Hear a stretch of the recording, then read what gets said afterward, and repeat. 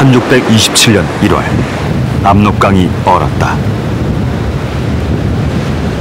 얼어붙은 강 위로 모습을 드러낸 건 후금의 병사들이었다. 후금의 장수 아민을 필두로 3만 6천여 병사들이 조선을 향해 내달렸다. 거침없이 진격하는 후금군의 말발굽발에 의주성이 하루 만에 무너졌다. 예상치 못한 적의 기습에 조선군은 속절없이 패할 뿐이었다. 임진왜란을 겪은 지 30년도 지나지 않아 조선은 또다시 전쟁에 휘말리게 되었다.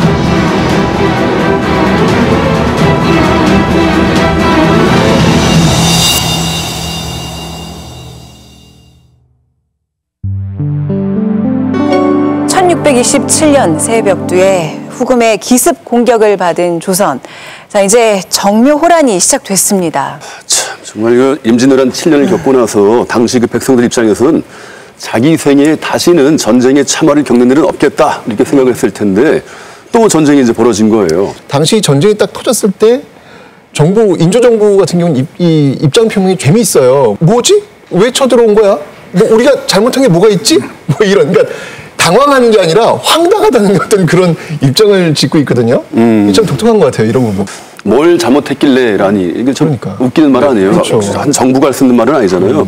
근데 일단 친명배금을 한 건 분명하지 않나요? 그렇죠. 광해군 정권을 무너뜨린 인조와 그 서인 정권들이 대외 정책으로 표방한 게 친명배금 정책이에요. 후금을 자극하긴 했는데 정작 그 인조 정권은 친명은 정말 철저히 하지만 군사력이 있다거나 뭐가 있어야 배척을 하는데 실제 없다라는 거죠. 명분적으로 또 구호적으로만 친명배금을 내세웠지만 뭐 후금에 대해 군사적 행동을 보인 것도 없는데 네. 저쪽에서 갑자기 쳐들어오니까 조선의 입장에서는 쟤들 정말 왜 우리한테 왔지? 네. 그 후금의 이 통치자가 바뀐 것도 또 하나의 원인이 되지 않을까라는 생각이 들어요. 왜냐하면 당시 그 누르하치가 68세의 나이로 죽게 돼요. 네. 이 홍타이지라는 인물이 있어요. 그 홍타이지 같은 경우에 굉장히 야심찬 그런 인물이었고, 그리고 누르하치가 살아있을 동안에도 조선 쳐야 된다. 네. 조선을 그런데 냅두면 안 된다. 라고는 강경근저였는데 이제 홍타이지가 정권을 잡았기 때문에 그런 어떤 위기가 올 수도 있는 상황이 이제 벌어졌다 이렇게 보이는 거죠. 또 여기에다 이괄이난 때 도망쳐 나온 그러니까 이런 사람들이 또 가서는 이제 정권이 바뀌고 조선에서는 그 인조 정권은 뭐 철저하게 이 명나라만 섬긴다. 그리고 이 후금을 배반한다. 이런 것이 안 그래도 전쟁의 명분을 만들고 싶어하는 홍타이지한테는 이게 좋은 호재가 되었고, 그렇죠. 특히 또 이제 하나 또 이 근거로 되는 게 누르하치 상 때 조선에서 조문도 보내지 않았다. 조문 사전을 또 안 보냈어요. 예. 하긴 오랑캐 나라니까. 네. 그런 것이 이제 합해지면서 홍타이지가 이제 결국은 전쟁을 선포를 하는 거죠. 자, 어쨌든 전쟁이 시작됐어요. 네. 자, 그렇다면 후금은 공격을 이제 어떤 식으로 진행을 했나요? 그 전투 과정이 굉장히 이제 스피디하게 전개가 됐어요. 그러니까 네. 1월 8일 날 심양을 출발해서 12일 날 압록강에 도착하고 네. 의주를 공격해서 하루 만에 손에 넣고, 그다음에 그 다음 날은 정주의 능안산성도 공격해서 손에 넣고요. 그다음에 21일 그 안주성 전투가 벌어졌는데 이때 조선군이 최선을 다해서 막지만 결국은 이제 패배하면서 이제 23일 날 평양까지 도달하게 되니까 거의 열흘 보름 이 정도 걸렸으니까 이제 뭐 지금은 좀 LTE급이라고 부를 수 있고. 그래서 보면 실록 기록에도 보면 철기, 그러니까 이제 무장한 기병들이 하루에 8구씩을 달려온다 이런 표현이 있어요. 식은 숨쉴 식자거든요. 거리가 대략 한 30리 정도 되는 거예요. 30 곱하기 8구 하면은 240에서 한 270리가 되는 거고, 네. 킬로미터로 환산하면 대략 한 100에서 한 110km쯤 되는 거예요. 네. 당시 조선 입장에서는 무슨 쟤들이 축지법을 쓰나? 뭐 이렇게까지 생각할 수도 있었을 것 같아요. 그러니까. 임진왜란 때는 네. 부산에서 부산성 함락하고 나서 이제 쭉 올라오는 게 하루에 25km 정도였는데 이거는 거의 4배나 더 빠른 속도잖아요. 그렇죠. 예를 들어 말을 달려. 말로 달려. 기병과 와, 무기를 정말 차이가 무서운 속도였네요. 그냥. 근데 보니까 예. 말이죠. 일단 그 후금에서는 압록강이 열기를 지금 가렸던 모양이에요. 결정적으로 강물이 얼어붙기 때문에 다리나 별도의 도강 장비 없이도 넘어갈 수 있었죠. 그래서 이때도 이제 1월 달에 쳐들어왔고 나중에 병자호란 때도 1월 달에 쳐들어왔죠. 네. 백성들은 저 말바굽 소리가 정말 공포스러웠을 것 같아요. 달그닥달그닥 정말 순식간에 내려오는 그 속도가 무시무시한데 조선군은 대응을 전혀 못했나요, 교수님? 예, 첫 접전은 네. 의주성에서 벌어졌습니다. 아, 그 예. 낮에 시작된 전투가 밤까지 이어졌는데요. 후금군은 수로와 수문을 통해서 몰래 의주성에 잠입을 했습니다. 그래서 무기고와 민가를 이제 불을 질렀죠. 네. 성 내에서 불이 나니까 조선 군사들은 아마 당황을 했던 것 같고요. 성 밖에 있었던 후금군은 여기에 용기를 얻었던 것 같아요. 그래서 결국에 의주성은 함락되게 됩니다. 이때 이 의주성 함락에 상당히 이제 공을 세운 인물이 그 이괄이난 때저 후금 쪽에 투항을 했던 네. 한윤이라는 인물이요. 이 사람이 한명간의 거의 이제 아들이죠. 네. 길잡이가 돼가지고 들어오는데 중국 옷으로 변복을 해가지고 딱 성으로 들어와가지고 사냥꾼을 또 따라가 들어왔다 그래요. 그러니까 이제 몰래 이제 또 우리 꼭 영화 보면 꼭 그런 사람 있잖아요. 그렇게 들어와가지고는 적을 끌어들이고는 결정적으로는 무기고에 이제 불을 질러버려요. 조선군의 방어 체계를 무력화시켰던 이런 참 다들 기억하시겠지만 원수였지만. 기억하시겠지만 한윤이 지금 그 이괄행한테 처형당했던 한명년의 아들 아닙니까? 예, 예. 아버지를 죽인 조정이기 때문에 말 그대로 이제 철천지 원수인 거는 심정적으로 이해를 하겠는데 그래도 이건 개인의 원한 문제가 아니라 그러니까요. 그야말로 조국과 민족의 운명이 달린 네. 문제 아닙니까? 근데 그런 식으로 철저하게 앞잡이 노릇을 했다는 것 조금 납득하기 좀 어렵긴 해요. 당시 그 의주부윤이 누구였냐면요. 그 임진왜란 때 그 숙부였던 이순신 노량해전이죠. 네네. 숙부였던 그 이순신 장군을 대신해서 싸웠던 이완이라는 그런 인물이에요. 근데 이 의주성 전투에서 결국 이제 후금이 쏜 화살에 맞아서 전사하는 그런 모습도 보고 그 있어요. 노량해전 때 이렇게 이순신 장군이 탄환을 맞고 쓰러질 때 죽음을 알리지 말라고 그렇죠. 해서 이제 대신 가고서 네, 그 대신. 북을 쳐서 독전하셨던 네, 분 이완. 맞죠? 예.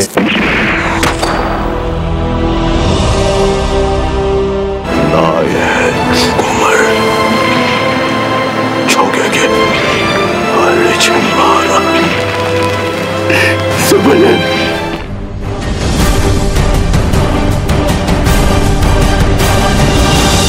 진짜 위대한 어떤 애국심의 DNA를 물려받은 이런 사람도 있는데. 네, 글쎄 말이에요. 비교가 되네요. 한윤 이분은 조금 안타깝네요. 의주성을 장악한 이후에 후금군은 8일 만에 안주성에 이르게 됩니다. 안주성에서 그 방어를 맡았던 거는 평안병사 남이용인데요. 남이용이 거느린 군사는 3천여 명 정도였습니다. 군사뿐 아니라 그 백성들까지 힘을 합쳐서 후금군에 맞서 싸웠지만 역시 의주성과 마찬가지로 안주성도 함락되고 맙니다. 이 참 안주성 함락이 당하는 마지막 순간까지도 남이영이 바로 이 화약고 옆에까지 네. 적을 유인을 해요. 그리고는 그 화약고에다 이제 불을 질러가지고 폭약에 의해서 폭발력에 의해서 본인도 물론 이제 최후를 맞이하지만 주변에 있었던 적들도 상당하게 피해를 끼치게 한 거죠. 얼마나 지금 중과부적이었으면 이런 식으로 자살 공격을 감행할 수밖에 없었겠나 이런 게 네. 안타깝습니다. 아, 진짜 지금까지 얘기를 쭉 들어보니까 이거 완전 속수무책인데 이게 후금군이 뭐 워낙 강했던 건가요? 아니면 조선군이 워낙 약했던 건가요? 군사적으로 굉장히 아쉬운 측면이 뭐냐면 그 이괄의 이제 영변을 주도했던 이괄의 군대가 원래 역할이 야전군이었어요. 그러니까는 후금군이 쳐들어오면 이제 야전에서 전투를 벌이게 또 예정돼 있던 부대였고 육성이 됐는데 그래서 이 부대 전체가 와해가 돼버리면서 전투를 벌이면서 시간을 끌거나 어떤 전황에 이제 모색을 할 수 있을 만한 수단이 없어져 버렸어요. 네. 굉장히 안타까운 측면이죠. 또 이괄의 난을 지으면서 인조 정권이 상당히 이제 좀 취약하니까 영모 사건도 자주 일어날 것 같고 네. 하니까 계속 진짜, 이제 그 예. 기차를 하고 이러니까 네. 장군들도 제대로 군사 훈련 같은 걸 못 하는 거예요. 군사 훈련을 하고 있으면 영모를 꾸미는 게 아니냐. 그래서 남이영 장군도 최후의 순간에 내가 정말 안타까운 것은 습진을 해보지 못해서 정말 이 안타깝다. 습진이 뭐예요? 습진 예. 이제 그 진영을 연습하는 미리 이제 우리 뭐 이렇게 군사 준비 같은 거 하는 거 있잖아요. 네. 그 전쟁 준비를 위해서. 그러니까 이 제대로 연습을 하지 않은 상황에서 전쟁을 맞이했으니까 속수무책으로 당했다라는 거죠. 기찰 때문에 그러니까. 자기들 그 변변찮은 네. 그 권력 유지하자고 나라를 지금 망하게 하는 꼴이에요. 지금 진짜. 한마디로 다시 말하자면 기라차 노릇입니다. 습진이 왜 중요하냐면 네.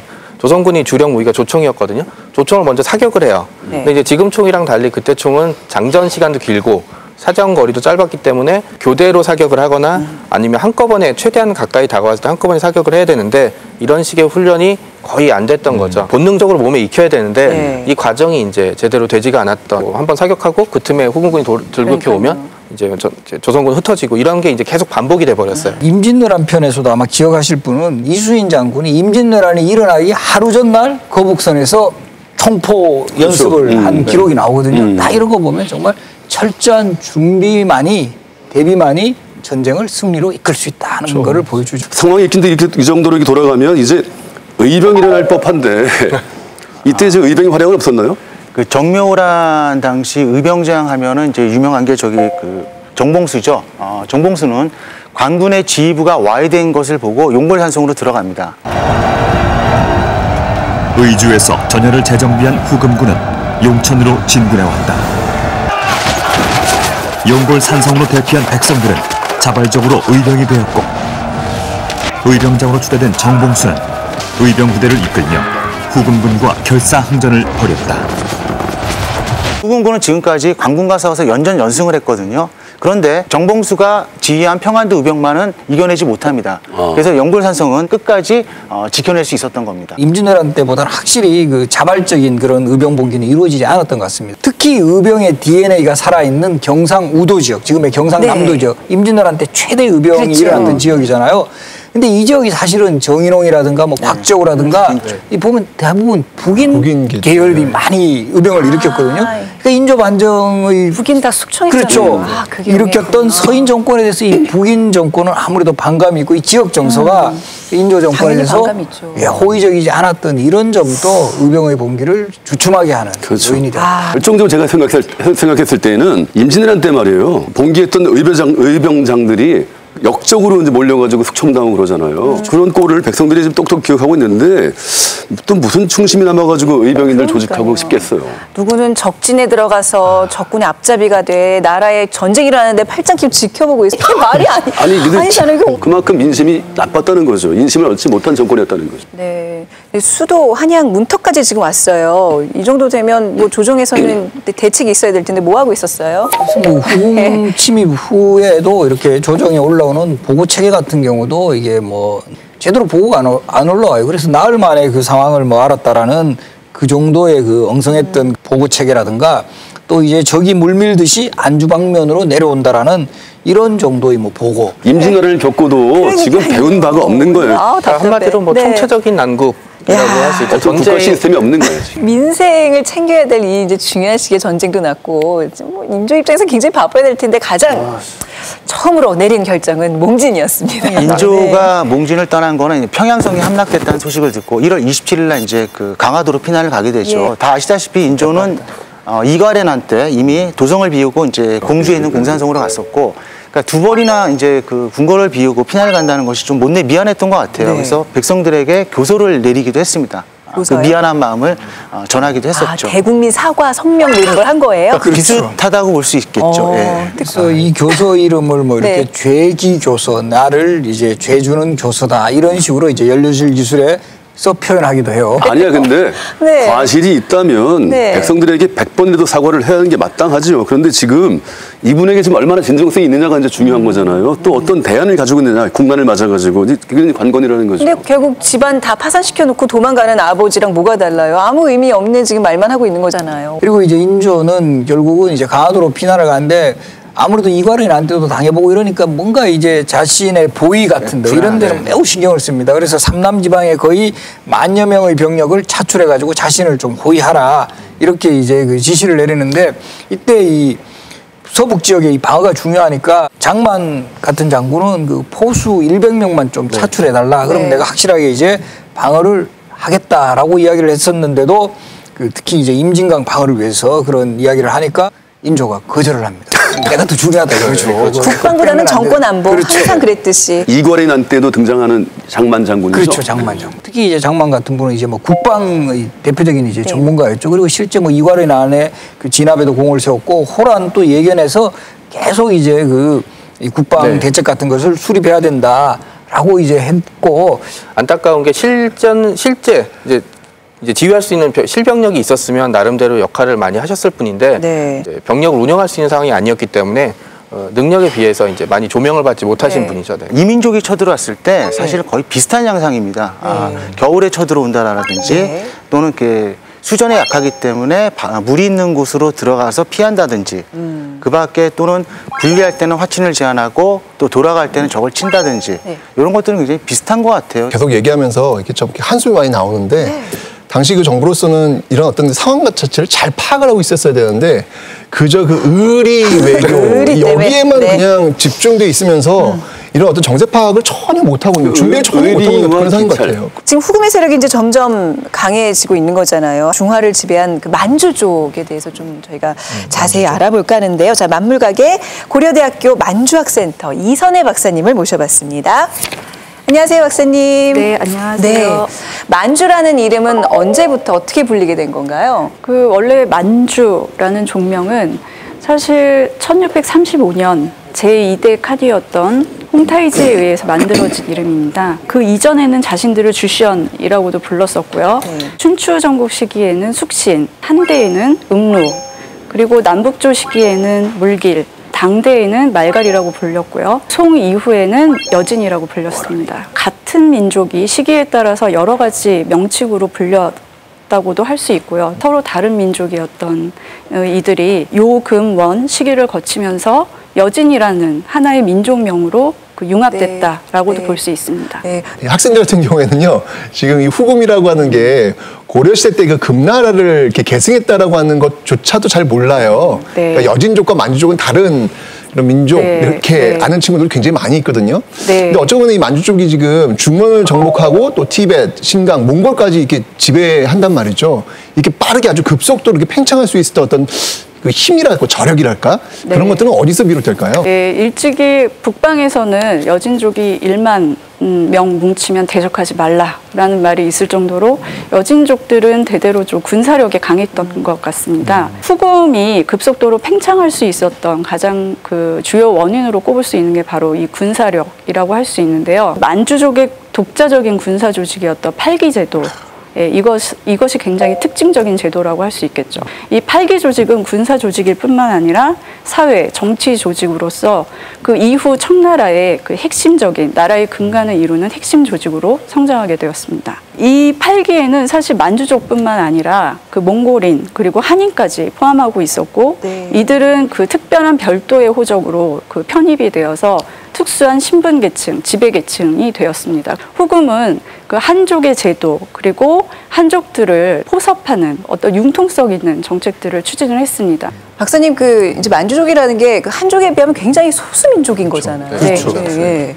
예, 그래서 당시 중국 인구에 비해서 인구율이 350대 1이었다고 하죠. 그 중국의 유명한 역사가인 광말약 같은 사람은 그 청이 중국에 들어와서 200년 이상 통치했던 것은 거의 기적이다라고 얘기하기까지 했습니다. 그 만주족이 남긴 뭐 유산이랄까요? 우리가 좀 엿볼 수 있는 그런 어떤 만주족의 자치 어떤 게 있을까요? 네. 제가 몇 가지 이미지를 준비해 봤는데요. 이 이미지들은 딱 중국 하면 떠올리는 이미지들인데요. 후금, 청나라를 세운 여진족, 그 만주족이 그 일종의 현대 중국의 원형을 제공했다라고도 얘기할 수 있을 것 같습니다. 그러니까 칭파오라는 게 이제 그 어떤 만주족의 영향이라는 얘기예요? 칭파오는 원래 그 기인의 부인들이 입었던 그런 만주족 전통의 의상이었습니다. 네, 그래서 청조는 사실 기본적으로 이 기인 조직과 일반 한인을 엄격하게 구분했기 때문에 일반 한인들은 저 복장을 할 수가 없었죠. 그랬던 정책들이 이후에 어떤 동경심 같은 것을 유발했는지 중화민국이 성립된 이후에 대중적으로 굉장히 유행하게 되었습니다. 그리고 또 하나 보실 수 있는 게 그 바로 극장에서의 스타였던 황비옹을 들 수가 있겠죠. 황비옹이 하고 있는 이 헤어스타일은 바로 변발입니다. 네, 그거는 저희도 알 것 같아요. 네. 이 변발을 그 한족 남성들에게 강요하는 변발령을 내렸었습니다. 강력한 반발을 샀지만 이후에 통치 기간이 오래되면서 점점 이 변발이라는 것도 중국 사회에 일반화되고 표준화되었다고 할 수 있겠습니다. 이제 사람들 심리는 어디나 다 비슷한 모양인가 봐요. 그 옷은 말이죠. 못 입게 하니까 막 입으려고 하고 또 변발 같은 경우는 또 머리 깎으라고 하니까 항거하고 말이죠. 이게 지금 네. 역사의 아이러니를 보게 되는 것 같습니다. 저는 개인적으로 저 치파오가 굉장히 매력적이라고 생각하거든요. 만주족 중에도 네. 미인이 많아요. 아, 대표적으로 그런가요? 홍콩 여배우 중에 관지림이라는 여배우가 네. 황정이 나왔던. 네. 만주족의 8대 성씨 중에 하나인 구알차 씨의 네. 후손이라고 합니다. 네. 네, 오늘 만주족에 대한 이야기를 자세히 잘 들어봤습니다. 이선혜 박사님 고맙습니다. 감사합니다. 네. 명과의 어떤 그 4대 의리에만 빠져 있어가지고 지금 그 후금의 실체와 국제 정세를 제대로 파악하지 못하고 있다라는 것이 이제 여실하게 느껴지네요. 제가 한번 네. 당시 그 국제 정세가 어땠는지 인조 정권에게 한번 좀 설명을 좀 먼저 하도록 하겠습니다. 지금 이제 사실 이제 여진족 그 후금 같은 경우에는 이 명나라와 이 후금의 결정적 전투가 한 번 있었습니다. 1619년에 있었던 그 사르우 전투라는 게 있었습니다. 이 사르우 전투에서 이 명나라가 신망을 동원했는데 거의 반의 병력을 다 잃을 정도로 대패를 하게 됐거든요. 이제 그런 상황 속에서 이 후금이 이제 심양, 요령을 이제 이 지역을 자신의 영역으로 확보하게 되는 것이죠. 자, 그러면서 이제 남은 단계는 이제 중원으로 치고 들어야 될 거 아니에요. 네. 자, 그러면서 이제 뭔가 이 명을 치려면 뭔가 이 조선과의 관계를 해결하지 않고서는 진격전을 펼치기 좀 어렵겠다라고 하는 판단이 들었던 것이죠. 그래가지고 이 조선에 대한 어떤 그 선을 좀 보려고 하는 거예요. 사전 정지 작업. 그렇죠. 마침 이 조선 같은 경우에는 좀 친명, 지금 의리 맺히고 있었고, 게다가 또 이 가도 약간 좀 이제 왼쪽으로 왔는데 다시 평안도 쪽에 와야 되겠죠. 이 가도에 또 명나라 군대가 또 주둔하고 있었거든요. 이 문제를 좀 해결해야겠다라고 했던 어떤 그런 시점이 바로 이 1626년 상황이었고, 1627년에 정묘호란이 일어나게 어떤 그 국제적인 배경이었다. 이런 것들 이해하시면 되겠습니다. 그러니까 이제 후금이 조선을 상대로 도발하게 된 큰 원인이 바로 여기 있었던 그렇죠. 거잖아요. 예. 네. 평안도의 작은 섬 가도. 그곳에 명나라의 장수 모문용이 있었다.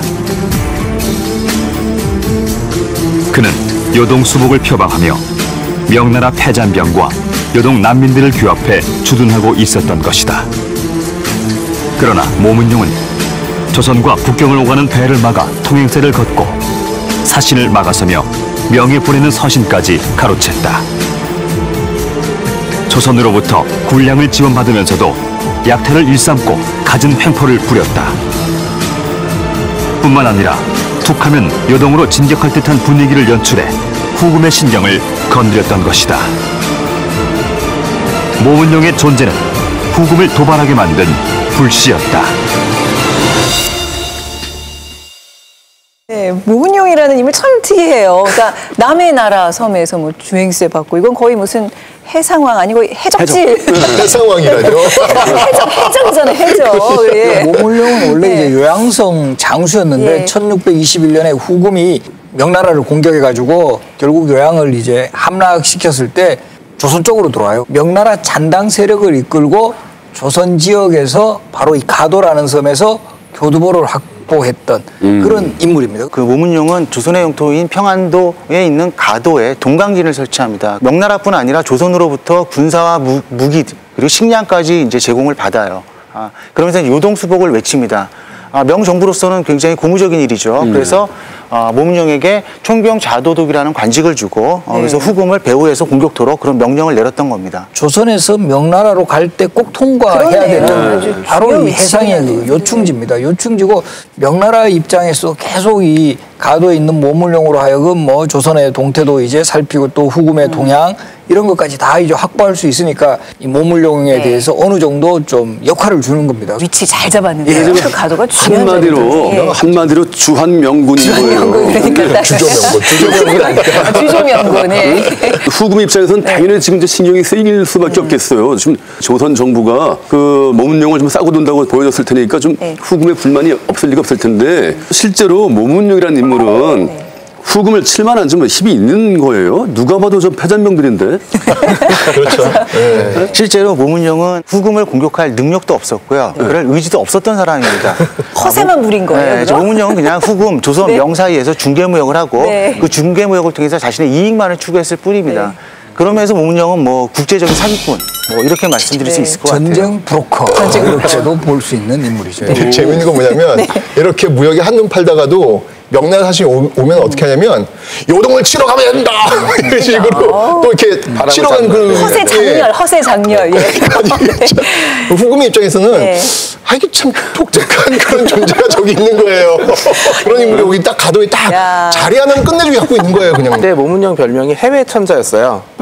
바다에 있는 천자라고 해서 이제 뭐 조선도 휘어잡았고, 네. 그 다음에 후금은 수군이 없으니까 건너오질 못했고, 명나라한테는 이렇게 뭐 환관들한테 뇌물을 바치면서 이제 자기 마음대로, 그러니까 삼국을 아우르는 진정한 이제 사기꾼이라고 볼 수 있죠. 나름대로 이런 명나라의 그 후광을 얻고 조선 쪽에도 계속 이제 그 식량을 요구를 하는 거예요. 가까운 평안도부터 시작을 해가지고 심지어는 그 하삼도 지역까지 그 삼남 지역에까지 계속 우리가 이제 나라를 지켜주니까 우리에게 그 세금 바쳐야 된다 이런 논리죠. 그래서 그때 바치는 세금을 모량이라고 했어요. 모문용에게 바치는 양곡 뭐 이런 뜻이죠. 상당히 이제 부담을 주게 했고 결국 이런 행태가 그 가도가 결국 함락이 될 때까지 계속 지속이 됩니다. 근데 또 모문용의 병사들 또 모병이라고 하는데 당시 소문에 의하면 이 모병이 평안도에 그득했는데 그 뜰 때문에 개와 닭에게까지 화가 미쳤다. 사람뿐만 아니라 개와 닭에게까지 화가 미쳤다 이런 소리가 날 정도면 진짜 슬프네 진짜. 아유, 그 참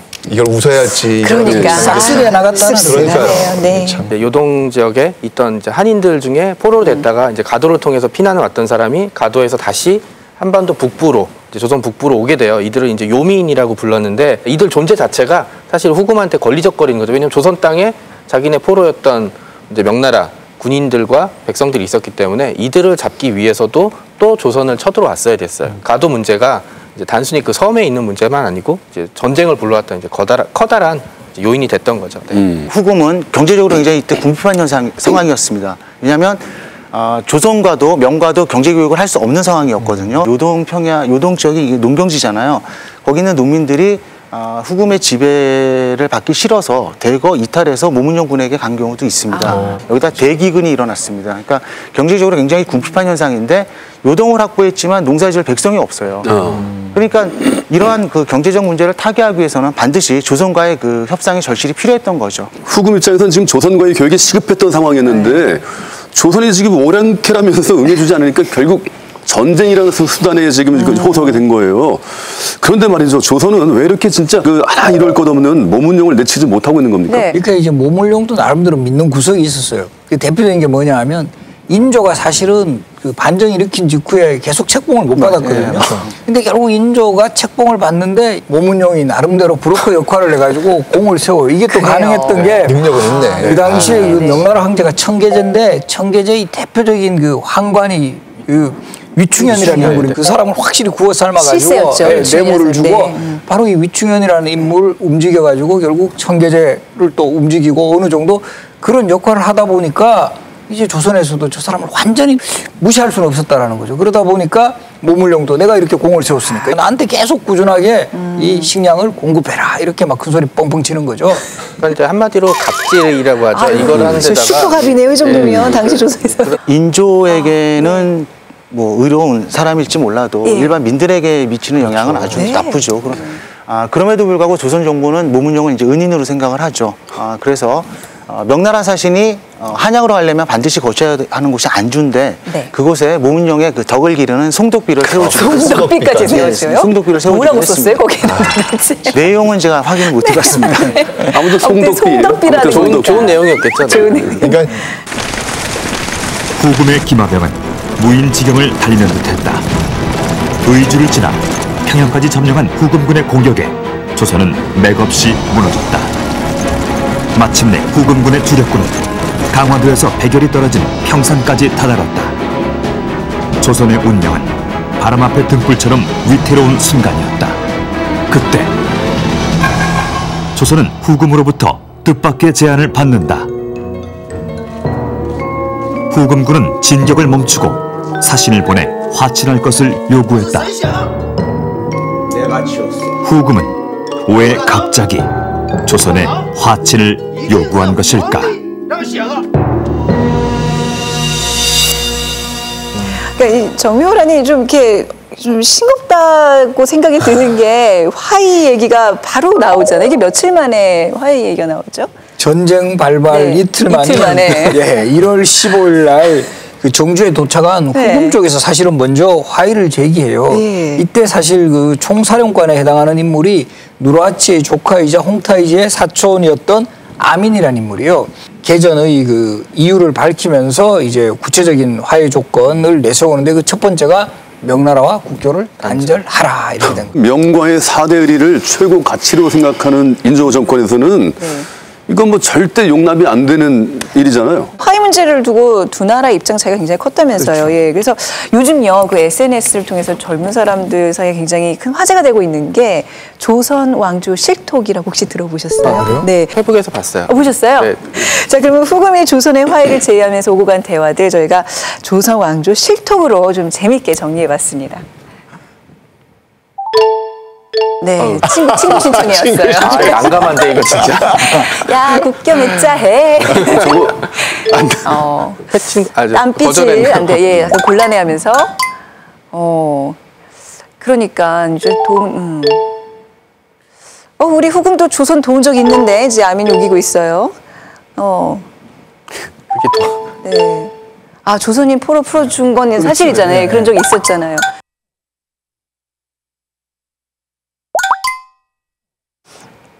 그러니까 내심 저런 마음이 있었던 거예요. 그렇죠. 아, 빨리 결정하라 해. 예, 좀 급해요, 후금은. 네. 네. 형으로 모시래요, 세상에 오랑캐를. 저 이모티콘 보세요. 저렇게 얘기하고 너희들 빨리 결정해. 야, 저 굉장히 심리적으로 굉장히 압박감이. 예. 진짜 살벌한데요? 자, 자기에게 예. 다 해놓고 이제 퇴장. 네. 아니, 그러니까 명과의 국교 단절까지 요구하는 이 상황에서 이건 진짜 이럴 수도 없고 저럴 수도 없고 인조 굉장히 어려웠겠는데요. 이 당시 네. 이 반응이 어떻게 나냐면 인조나 그 신하들이 나라가 망하더라도 그거는 할 수 없다. 그랬을 것 같아요. 당시 나라가 망하더라도 우리 지금 이거 몇 편 올쳐서 얘기하는 거잖아요. 네. 어제 어떻게 해석이 불가능해요. 백성을 살리고 나라를 살리는 이데올로기여야지 네. 나라가 망하는 한이 있더라도 나는 섬기겠다. 이거 진짜 어이없는 주객이 젖어든 거 아닌가요? 네. 당시 인조 생각은 어땠을까요? 인조는 선택의 여지가 없죠. 화친을 통해서라도 위기 국면을 벗어날 수밖에 없었을 것입니다. 근데 그건 또 어떻게 보면 역사적으로 계속 있어왔던 일이에요. 고구려가 수하이 전쟁에서 아주 어려움에 처했을 때 화친을 제의했었고 화친을 받아들였고요. 고려도 거란이랑 몽골이랑 화친을 통해서 위기 국면을 타결했죠.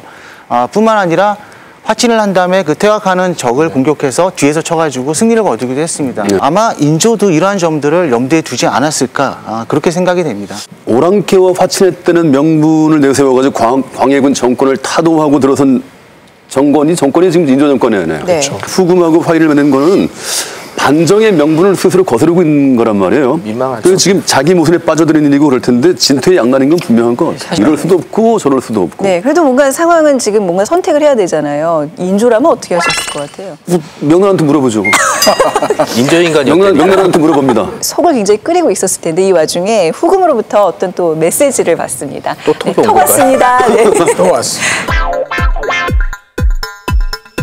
자, 다시 대화 참여하셨고요. 자, 어떤 이거 나름 한 발짝 봐줘요. 물러섰네요. 네. 명나라랑 절교 안 해도 된다는 이런 또 파격적인 네. 조건을 내세웠어요. 이야. 이게 제가 볼 때는 이제 저 과정 속에서 명과의 어떤 그 관계를 유지하면서 명분은 좀 찾고 그리고 또 화친하면서 실리도 찾는 가장 올바른 대책이 아니었을까 하는 생각이 드는데 그 위기에 빠진 종사를 구하기 위해서 어쩔 수 없이 화친을 한다. 그러면서 이제 그래도 우리는 명과의 관계를 끊으라는 요구는 절대 수용 못한다라는 식으로 해서 화친을 하지만 우리의 어떤 외교 노선을 바꾼 건 아니다라는 이런 식의 논리로 어느 정도 돌파하려고 했던 거예요. 후금과 형제 관계를 맺는다는 거에서 굉장한 반발이 있었을 것 같은데요. 특히 성균관 유생 이런 사람들이 그때도 되게 강하게 원칙론을 또 주장을 합니다. 그래서 성균관 유생, 윤명홍 같은 사람은 후금의 사신을 목을 베어가지고 명나라에 보내자. 이는 그렇게 함으로써 명나라에 대한 의리를 끝까지 지키겠다라는 의지를 확실히 보여줘야 된다라고 이제 강경한 입장을 보이죠. 무력으로 말이죠. 곧장 도성을 향해서 오지 않고 연거푸께서 화의를 계속 재촉하고 있단 말이에요. 이게 왜 그런 거예요? 예, 후금이 조선을 공격했던 근본적인 목표는 조선의 완전 점령은 아니었습니다. 주적은 명의였거든요. 그 배후를 안정시키기 위한 것이었죠. 이건 역으로 얘기를 하면 조선과의 전쟁이 길어지게 된다면 배후를 명에게 내줄 수도 있다. 이런 위험성에 빠질 수가 있고요. 군수품 보급의 곤란, 그다음에 조선의 반격 이런 것들도 이제 분명히 염두에 둘 수밖에 없습니다. 따라서 후금으로서는 가능한 빠른 시간 내에 전쟁을 화의로 마치고 명과의 전쟁에 전력을 기울이는 것이 전략적으로 옳은 방법이었겠죠. 사실 36,000명 갖고 이게 조선을 정벌한다는 건 사실은 어림도 없는 말이고 병자호란때 4분의 1 병력이거든요. 이 정도 갖고 조선을 제압했다는 것만으로도 성과를 굉장히 거둔 것이 아닐까 그들은 이제 판단했을 것 같아요. 합의점을 찾았으면 서로 이제 진정성을 가지고 이제 얘기를 해줬어야 되는데 인조랑 이 지배층은 약간 사소한 문제, 이제 후금 입장에서 보면 사소한 문제. 예를 들어서 후금의 사신이 큰 길로 오게 되면 새 길로 와라. 사신 체면에 그 다음에 오랑캐는 만날 수 없다. 그러니까 뭐 딴 사람 만나고 뭐 알아서 얘기하고 그냥 빨리빨리 돌아가. 후금 입장에서는 이제 먼저 친구 신청도 했고 이제 뭐 저기 조금 들어줬는데 알았다고 해놓고 뒤로는 뭐 우물쭈물거리면 진정성을 좀 의심할 수밖에 없죠. 네. 그래서 여기서 우리 보면 계속 이야기 나오는 게 호차, 호란 이게 다 이제 오랑캐 호자거든요. 있고 이제 호차라는 거는 오랑캐에서 파견한 사신 이런 뜻이. 호떡도 사실 오랑캐에서 나온 떡해가 호떡이거든요. 호밀. 밀 중에서도 저 북방 쪽에서 온 거 호밀이 되는 거고 또 우리 조선시대 최고 역이 뭔지 아세요? 조선시대 최고 역 오랑캐 자식, 호로 자식. 근데 이 호로 자식 이야기는 정조 그 근엄하신 정조대왕께서도 그 비밀 편지에 표현 나옵니다. 맞죠.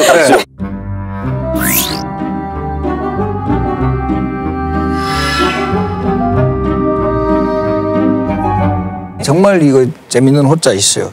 주머니에 저 북쪽에서 온 주머니 무슨 주머니? 호주머니. 그 주머니가 사실은 오랑캐 호자를 써요. 잘 생각해 보시면 우리나라 전통에는 이 주머니를 따로 만들어 다니죠. 우리 세뱃돈 같은 거 받을 때 따로 주머니 만들어요. 그렇죠.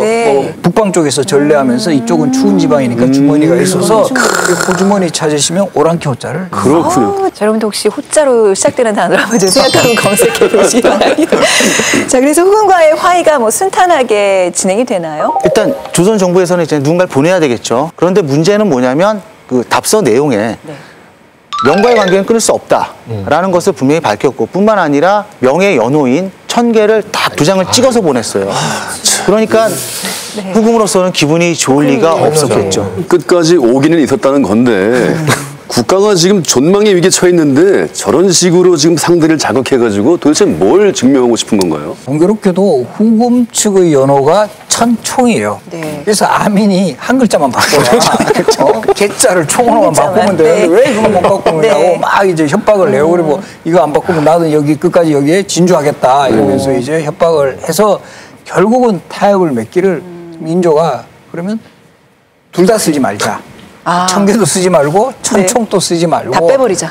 그런 식으로 해서 결국 타협안이 이루어집니다. 그래서 결국 이제 정묘 화약이 이루어지는데 좀 주요 내용을 좀 살펴볼까요? 형제가 되겠다, 될 것을 맹세한다. 군사를 철수시켜라. 명과 단교하지 않는다.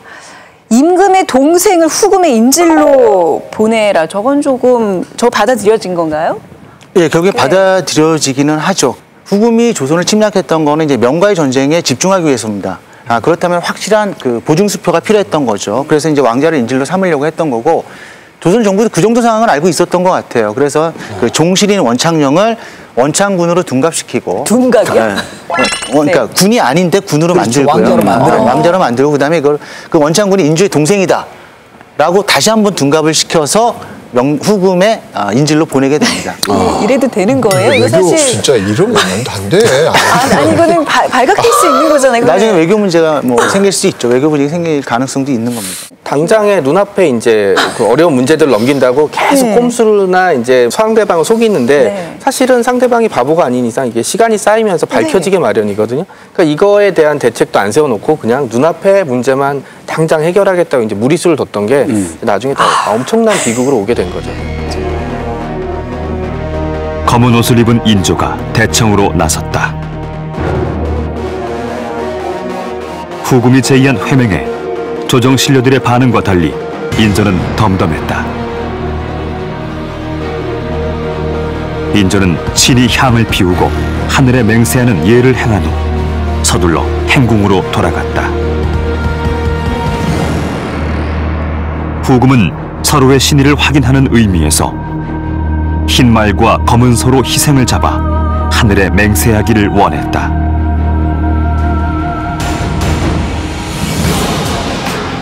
조선의 신료와 후금의 사신들은 서단에 서서 서로 배신하지 않을 것을 다짐하는 맹세문을 낭독한 뒤 희생된 제물의 피를 마시며 두 나라가 형제가 되었음을 굳게 맹세했다.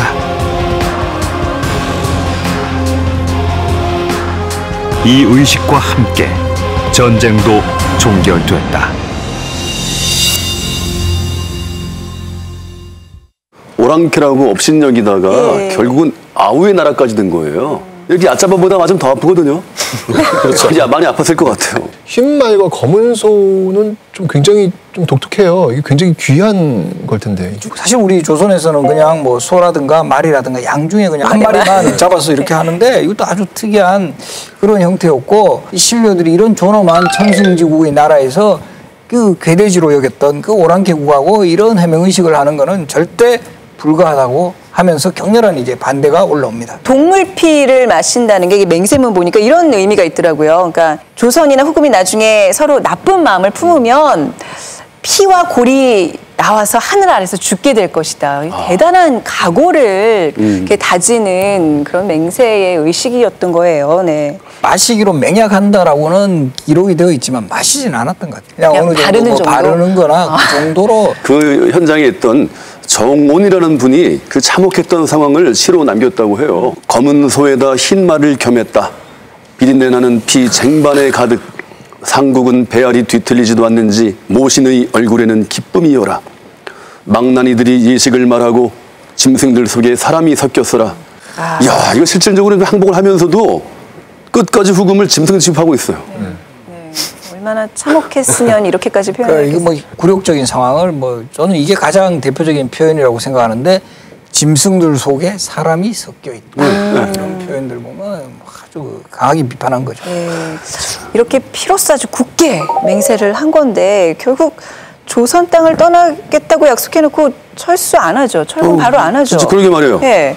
후금군이 조선을 쳐들어올 때 그 명분으로 삼은 것 중에 하나가 가도에 있는 모문용을 제거하겠다는 거였습니다. 근데 실제로 모문용을 제거하지 못했죠. 이거는 조선에 군대를 주둔시킬 수 있는 명분을 준 거죠. 그래서 이제 의주에 4,000명의 군사를 두고 모문용을 제거하겠다. 이렇게 나온 겁니다. 그 사기꾼을 잡겠다고 후금군이 좀 들어온 거 맞는데 그 결국 왜 못 잡고 있나요 지금? 그러니까 모문용이 아주 빨랐어요. 그러니까 저기 동작까지 빨라. 후금이 딱 쳐들어오니까 가도에 있다가 바로 신미도로 옮겨가요. 그러니까 후금은 이제 모문용을 어떻게 제거하지 못하고 모문용은 이제 무사하게 피할 수 있었던 거죠. 후금군이 물러난 다음에 모문용군은 평안도에 있는 그 백성들을 무참하게 학살을 해요. 그 이유는 후금이 모문용을 공격할 때 일부 평안도 백성들이 후금군에 가세하기도 했거든요. 이에 대한 보복으로 무고한 양민들을 아주 무참하게 많이 학살을 했죠. 나중에 전쟁이 끝나고 명나라 황제한테 얘기한 거예요. 한 30만이 쳐들어왔는데 내가 다 한 칼에 베어서 없애버렸어요. 그리고 조선도 딴 생각을 품었는데 내가 가서 호통을 치니까 정신을 차렸어요. 라는 식으로 얘기를 하고 안타까운 거는 이렇게 조선 백성들을 잡아다가 목을 베서 머리를 변발을 해버려요. 그리고 이제 이게 후금군의 목이다. 라는 식으로 보고를 해버리는 바람에 또 포상을 받아요. 그걸 믿어요? 그 명나라에서는요? 황제가 그 말을 믿어요? 그렇게 명나라도 그야말로 이게 말기적인 증상들이 막 보이죠. 여기도 나라꼴이 말이 아니네요. 진짜 왜 그 신체 발부 수지 부모라고 해가지고 우리 왜 개화기 때 단발령 내렸을 때 스스로 자결하는 사람들이 속출했다고 하잖아요. 뭐 변발 당하죠. 후금군한테 머리 깎이지. 모문용한테 약탈당하지. 아주 무능한 정권 말이에요. 리더십 부재가 백성들의 고통을 지금 대단히 좀 키우고 있는 거예요. 밟히고 또 밟히고. 사실 이제 후금군이 철수하면서 뭐 백성들에게도 많은 피해를 줍니다. 철수하는 길목에 있었던 황해도 지역 백성들의 피해가 극심했는데 마음대로 죽이고 뭐 약탈을 해갔어. 재물까지 남김없이 쓸어갔다. 화친을 맺은 것이 백성들을 살리려는 계책에서 나온 것인데 오히려 백성들을 어육으로 만들어버리는구나라는 그런 한탄이 기록되어 있을 정도로 이 백성들의 아주 참상을 알 수 있는 그런 내용들이 많이 남아 있습니다. 종묘란 당시 병자호란도 마찬가지인데요. 많이 죽이기보다는 많이 끌고 갔어요. 왜 그러냐면 나중에 이 사람들을 나중에 속량이라고 하면서 조선으로부터 돈을 받고 팔아먹었거든요. 그것이 우리 사회 문제가 돼서 뭐 환양녀 뭐 이런 얘기들이 나왔잖아요. 그래서 뭐 죽인 숫자도 꽤 있었겠지만 그보다는 많은 사람들을 끌고 갔고 그래서 그런 사람들을 임진왜란 때와 마찬가지로 이제 피로인이라고 표현을 했죠. 그 포로가 아니라. 자꾸 이게 막 이렇게 우라가 막 이렇게 치고 가지고 그런데 왜 압록강에서 투신하는 사람들이 그렇게 많았다 그래요. 왜냐하면 끌려가 괴롭혀 죽거나 어차피 여기서 죽거나 마찬가지인데 내 고향 여기도 죽겠다. 그래서 이제 이거 막으려고 뭐 이제 후금군이 이제 결박하고 또 배에다 울타리까지 치고 그러는데 소문에 의하면 압록강이 그 시신으로 뒤덮였다라는 말이 나올 정도로 많은 사람들이 죽었다고 하는 그런 얘기도 있습니다. 너무 참 가슴이 아프더라고요 이런 얘기. 국가가 국민을 저버릴 때 어떤 일이 벌어지는지 가장 적나라하게 보여준 전쟁들이었어요. 정묘호란이 임진왜란이 일어난 지 거의 딱 한 30년 뒤에 벌어진 전쟁이니까 정말 그 시대를 잘못 만난 백성은 그 20대 임진왜란 만난 백성은 50대에 결국 정묘호란 만나는 거예요. 정말 평생을 기구한 거죠 운명이. 아유, 참 오늘 정묘호란 더 이렇게 마음이 안 좋은 거는 피하거나 혹은 피해갈 수 있었던 분명히 기회가 우리에게 있었는데 그러지 못했다는 거. 정묘호란에 대한 평가 좀 부탁드리겠습니다. 후금에 있어서 어쨌든 홍타이지라는 이런 좀 정말 호전적인 인물이 등장했을 때 결국 우리가 억제할 수 있는 거는 소위 말하는 뭐 요즘 개념으로 하면 자주국방이죠. 이 불행하게도 인조 초반에 반정위의 어수선한 정치 국면은 특히 이괄이난 같은 것이 이루어졌고 전혀 그런 어떤 자주국방을 할 수 있는 그런 여건이 되지 못한 이런 상황에서 후금의 강경파에게 빌미를 제공했고 그것이 아주 으스랄인 그 전쟁으로 이어졌다. 저는 그것이 정묘호란이다. 저는 개인적으로 인조가 신류외교를 펼쳐서 정묘호란은 피할 수 있었을지 몰라도 청과의 전쟁은 궁극적으로 피할 수 없었다고 생각을 합니다. 왜냐하면 이민족이 중원을 장악할 경우에는 반드시 우리나라에 쳐들어왔어요. 고려시대 거란이나 몽골도 마찬가지고요. 그렇다면 인조는 신리외교를 통해서 시간을 좀 벌었어야 될 것 같아요. 명을 멸망시킨 다음에 아마 우리를 쳐들어왔을 테니까 시간을 좀 벌고 그 사이에 신병주 교수님 말씀하신 대로 자주국방, 즉 청과 대항할 수 있는 실력을 키웠어야지만 자신이 머리를 땅에 찌으면서 항복하는 그런 수모는 당하지 않지 않았을까 그렇게 생각을 합니다. 어떤 측면에서 보면 인조 입장에서 훗날을 이야기한다면 아주 이 정묘호란은 양호한 상황이었어요. 거기서도 특별히 맹약 안 하고 그냥 자신은 행사 조금 지켜보다가 퇴장했는데 바로 이때 이런 그 뼈아픈 상황에 대한 대책 내지는 반성이 없어서 결국은 그 이마에 피가 나는 그런 치욕까지 당하게 되는 거예요. 그래서 10년 만에 다시 외침을 겪는 그 병자호란이 일어나는데 자, 다음 시간 병자호란으로 여러분 찾아뵙기 전에요. 자, 다음 주가 저에겐 조금 특별한 날이 될 것 같습니다. 1년 전 국내 최초로 역사 토크쇼라는 새로운 시도가 있었습니다. 역사 속의 결정적인 하루를 이야기로 풀어가는 시간, 역사저널 그날인데요. 역사 좋고 토크쇼 좋은데 역사 토크쇼라 1년이 지난 지금 저의 애청 프로그램 1순위가 됐습니다. 우리가 사는 하루가 모여서 그날이 되고 그날이 모여서 역사가 된다고 합니다. 그러면 오늘 과연 어떤 이야기가 펼쳐질까요? 오래 가네. 아니, 역사저널 그날 첫 돌을 맞는 그날 여러분을 초대하겠습니다. 드립니다. 오늘 함께해 주셔서 고맙습니다. 고생하셨습니다. 네.